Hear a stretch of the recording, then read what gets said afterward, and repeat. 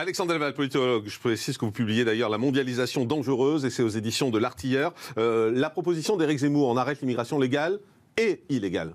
Je pense que, plutôt que le mot arrêter, moi j'aurais dit arrêter l'immigration illégale, ou plutôt essayer d'appliquer le droit, d'expulser, on n'arrive jamais à le faire alors qu'on pourrait.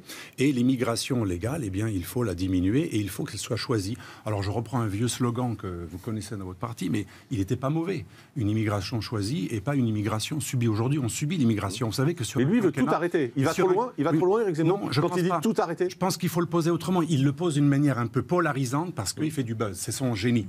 Mais il sait très bien qu'une immigration zéro est impossible. Il faut une immigration contrôlée à partir des pays dont on veut des ressortissants parce qu'ils sont plus en harmonie avec notre civilisation. C'est un droit. Une civilisation a le droit de dire qu'on veut des gens qui sont utiles pour l'économie et qui sont compatibles civilisationnellement et pas uniquement des flux migratoires relativement subis qui sont entraînés par un effet d'entraînement. Vous savez, le regroupement familial, les cousins font venir les cousins et toute la famille. Ça, c'est pas une immigration productive. D'ailleurs, on a des études de France Stratégie qui montrent que beaucoup d'immigrés sont utiles pour l'économie, mais beaucoup aussi sont des assistés. Et il ne faut pas une immigration d'assistés, il faut une immigration compatible civilisationnellement, des gens qui aiment notre civilisation et notre culture, et des gens qui sont compatibles au niveau économique. Et ça, on ne peut même pas poser cette question, parce que la grande idée depuis quelques années, c'est uniquement l'immigration illégale, elle n'est pas bien. Tout ce qui est légal, c'est parfait. Non, même dans l'immigration illégale, il y a beaucoup trop de visas accordés. Et d'ailleurs, le président de la République lui-même, récemment, a dit qu'il fallait diminuer les visas pour l'Algérie et le Maroc. Alors là, ouais, ça n'a rien à voir. Ça n'a rien à voir. Là, vous transformez les propos du président. Et puis surtout, ça n'a rien à voir. C'est parce qu'il y a un bras de fer avec l'Algérie, la Tunisie et le Maroc. Oui, mais il a quand même reconnu qu'il y avait eu un abus, notamment de la part de la classe dirigeante. La classe dirigeante algérienne, notamment, a beaucoup abusé de ces flux. Mais peu importe. Non, pas peu importe. Non, pas peu importe. C'est important. Attention, c'est très important de voir qu'il a dit ou non qu'il fallait diminuer les visas. Mais il faut voir dans quel contexte. Il a dit ou non. Est-ce que c'est faux? Écoutez, non, ne me faites pas un non, mais est-ce que c'est faux? Je me demande si c'est faux. Je vais vous répondre. Allez-y. Vous allez comprendre. Non, écoutez. Autant j'ai entendu ce que vous avez dit, etc., autant on ne peut pas laisser passer de mauvaises informations. Et ça, c'est important. Non, pas pour moi. Je suis désolée, monsieur. Le sujet des visas pour le Maroc et l'Algérie, c'est dans le cadre, effectivement, d'un sujet diplomatique, et notamment sur ce sujet de l'immigration illégale. Pourquoi ? Parce qu'on a un certain nombre de personnes où on délivre des obligations de quitter le territoire, mais pour qu'elles soient effectives, il faut des laissez-passer consulaires délivrés par ces pays, justement, qui doivent récupérer leurs ressortissants. Et l'Algérie, en l'occurrence, ne joue pas le jeu. Et les chiffres l'ont montré. Ça fait plus d'1 an que les discussions sont en cours. Il y a eu le ton est monté plusieurs fois, notamment Gérald Darmanin s'est déplacé, etc. Rien n'a été fait. Et donc c'est pour ça. Et c'est pour ça, le contexte est extrêmement important, monsieur. Mais et donc, les visas n'ont pas été diminués du tout, les visas légaux. Écoutez ce que je suis en train de vous dire. Je pose la question, je suis en train de vous répondre, mais vous ne laissez pas terminer ma phrase. Je suis en train de terminer ma phrase. Allez-y. Et donc c'est dans ce cadre-là. Mais c'est pas pour dire qu'il y a trop de visas qui sont donnés. C'est plutôt de dire... C'est un bras de fer avec ces pays-là, l'Algérie, la Tunisie... On n'a pas eu la même information. Moi, j'ai vu aussi qu'il s'agissait aussi des visas qui allaient être diminués. Donc, on n'a pas la même interprétation, on n'a pas lu les mêmes sources d'informations. Adrienne Breton, Alexandre Delval, sur cette phrase de Gilles Platrey qu'on a affichée, parce que moi, je la trouve très violente, vous la voyez en bas de l'écran, il y a une épuration ethnique dans certains quartiers. Eh bien, on pourrait se référer à une étude d'un sociologue qui est d'origine algérienne, me semble-t-il, ou marocaine, Yildiz, Tariq Yildiz. Et ce sociologue a fait beaucoup de bruit quand il a lancé une étude à partir de sondages et d'études de terrain qui montrent qu'il y a un départ massif, non pas uniquement de blancs. Je pense même qu'il faut sortir du mot blanc, parce que c'est aussi des asiatiques, c'est des blancs, petits blancs babtou, comme on dit dans des banlieues, mais c'est aussi des ressortissants français de confession juive qui depuis des années sont obligés de quitter des quartiers. Donc c'est des blancs chrétiens, c'est des blancs juifs, malheureusement maintenant on catégorise les gens, et c'est les asiatiques. Je parlais avec un responsable d'une association asiatique récemment, il me dit c'est pas les communautarismes le danger en général, il y a des communautarismes pacifiques, il y a un communautarisme juif, mais qui n'agresse personne. Dans aucun quartier juif en France, on agresse des noirs, des blancs, des asiatiques. Par contre, dans les quartiers, et c'est pas bien sûr pour stigmatiser personne, c'est pas tout le monde, mais dans des quartiers... Vous stigmatisez personne, mais tout le monde voit de qui vous parlez, excusez-moi. Mais ça c'est un peu faux cul, excusez-moi de vous le dire comme ça. Bah oui, on stigmatise personne, mais on montre du doigt. C'est pas faux cul. Si vous lisez l'article de mon ami Mezri Haddad aujourd'hui au Figaro, qui rebondit sur Zemmour en disant ce qu'il dit de vrai, ce qu'il dit de faux. C'est très intéressant, c'est équilibré. Il y a des grands intellectuels musulmans comme Mezri Haddad, qui est un théologien, qui reconnaissent le problème. Est-ce que ça suffit de faire l'indigné sur les plateaux parce qu'on fait de la politique politicienne et de nier le réel? Il y a un réel, et là je vous rejoins, madame, je vous rejoins. Mais je pense que vous ne décrivez pas exactement une épuration ethnique. Oui, absolument. Voilà. Mais est-ce que vous validez les mots de Gilles Platré sur l'épuration ethnique? Ce que j'ai proposé tout à l'heure, parce que c'est mon côté universitaire. L'épuration ethnique, ça renvoie quand même à quelque chose de notre histoire. Donc on peut faire semblant de ne pas voir de quoi on parle. Non, j'aurais voulu qu'on définisse le terme. Si on appelle épuration des meurtres massifs et des massacres, bien sûr que non. C'est pas un massacre, ça fait référence. Mais si on regarde l'étude de M. Yildiz, si on regarde, je termine. Si on regarde l'étude de M. Yildiz qui dit que des populations non arabo-africaines sont obligées de quitter des quartiers parce que chaque jour ils se font traiter de sale juif, sale blanc ou sale asiatique, c'est gravissime. Et c'est aussi des asiatiques. Pour vous, épuration ethnique égale grand remplacement. Non, mais je veux dire, non. Oui. Moi, je suis pas dans ce registre. C'est ce que vous expliquez. Je vous parle des Asiatiques. Les Asiatiques, ils sont. Je sais pas. Les Asiatiques sont autant les fruits de l'immigration, et en plus l'immigration visible.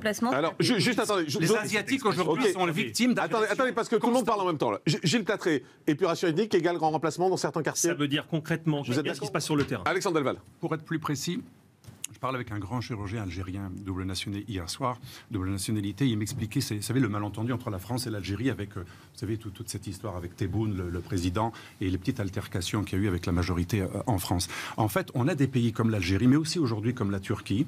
Et hier, comme le Maroc, qui a beau être un ami avec Hassan II, qui disait jamais ce sera des Français, on a des pays qui, de manière violente ou pas, de manière agressive ou pas, ont œuvré à ce que leurs anciens citoyens devenus Français, on leur apprenne non seulement à ne pas s'intégrer, mais parfois, comme le fait l'Algérie systématiquement dans les discours politiques de tous les dirigeants depuis l'indépendance, on leur apprend à haïr la France. Donc c'est pas les musulmans. Mais pourquoi? Quel est l'objectif? Et bien justement, je voulais répondre parce que je pense que c'est important d'apaiser le débat.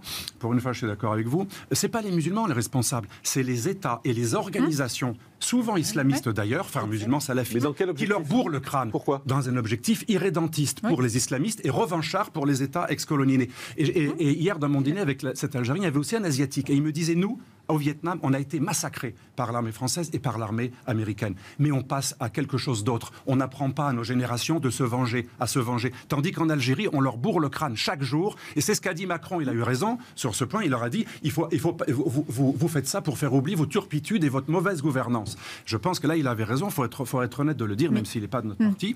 Et donc, c'est ça le vrai problème. C'est quoi votre parti ? Mon parti, c'est le même que mon voisin de droite. Je pense qu'il faut qu'on soit honnête et qu'on traite le problème de l'intégration. Et là, vous aviez raison, madame, c'est un problème d'intégration. On n'a pas intégré, et d'ailleurs, assimiler, c'est considéré maintenant comme raciste, parce qu'il faut inclure tout des différences. Mais l'intégration, ça peut être aussi une forme d'assimilation. Intégrer, ça veut dire qu'on leur apprend à aimer le pays. Mais si derrière, on a des États, grâce au réseau Internet et au voyage, etc., qui leur bourrent le crâne, vous ne pouvez rien faire. On est en train donc, effectivement, d'où ce que vous disiez, ce que dit Zemmour, avec, à mon avis, c'est une erreur. Onfray avait raison, c'est pas des concessions comme en Chine, mais c'est des quartiers d'apartheid volontaire où on leur dit il ne faut pas se mélanger avec le Gaouri, le Gaulois. Hier, mon ami algérien me disait que c'est très, très, très mal vu chez les Algériens, mais chez les musulmans en général, qu'une femme épouse un chrétien. Par contre, le mâle, qui a tous les droits, lui a le droit de prendre la chrétienne. Mais si la sœur, parce que l'honneur de ces messieurs passe par leur sœur,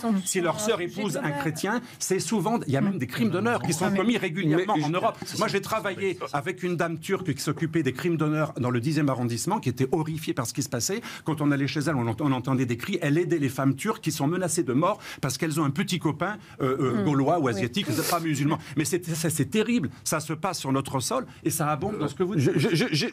Mais ce qui est dommage, c'est que les ligues antiracistes patentées, agréées, homologuées, comme le MRAP et SOS Racisme, ont plutôt eu tendance à parler... Et je ne nie pas même qu'ils aient une bonne foi. Leur idée, c'est que le racisme ne peut être que blanc parce que la société occidentale est tenue par des blancs, elle a été faite par des blancs.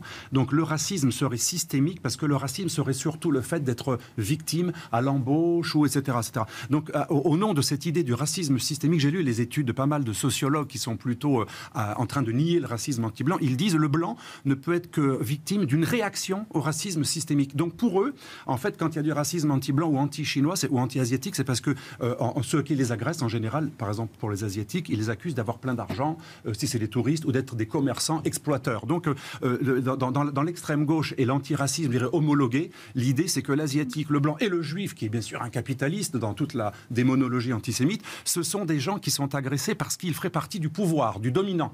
Et donc, finalement, on excuse le sahélien et le maghrébin qui agresse un chinois, un juif ou un chrétien, un français, parce que finalement, ce serait la réaction à la réaction. Ce que m'a dit un jour un avocat des SOS Racisme. Il a dit, non, c'est moins grave, c'est la réaction à la réaction. Alors vous faites déchirer la figure parce que vous êtes une grand-mère qui veut... parfois, vous savez, on se fait fracasser dans un quartier, excusez-moi le terme, juste parce qu'on passe.